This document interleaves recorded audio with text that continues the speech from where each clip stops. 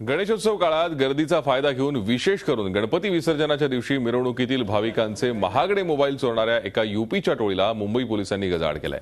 त्यांच्याकडून पोलिसांनी 82हून जास्त मोबाईल जप्त केले असून दरवर्षी ही टोळी अशाच पद्धतीने सणाच्या काळात मुंबईत चोरी करण्याकरता येते अशी माहिती पोलिसांनी दिली आहे। धक्कादायक बाब म्हणजे ही टोळी सणांच्या काळात कानपूरहून फक्त मोबाईल चोरी करण्यासाठी येत असते। कानपूरहून मोबाईल चोरी करता आलेल्या टोळीचा शकील बलियावाले हा म्होरक्या आहे। त्याच्याकडून मिळालेल्या माहितीनुसार सणांच्या काळात कानपूरहून अशाच बऱ्याच टोळ्या मुंबईत येतात। फक्त मुंबई नाही तर कानपूरहून आलेल्या या टोळीनं कुंभमेळ्यातही अनेक भाविकांच्या खिशावर डल्ला मारलाय। बलियावाले जो आहे हा या टोळीचा प्रमुख आहे आणि त्यांच्याकडे सुरुवातीला पेट्रोल पंप लुटण्याच्या इराद्याने त्यांनी आले होते। त्याच्यानंतर त्यांना ताब्यात घेण्यात आलं आणि त्यांच्या माहितीच्या आधारावर दुसरी टोळीसुद्धा मिळू शकली।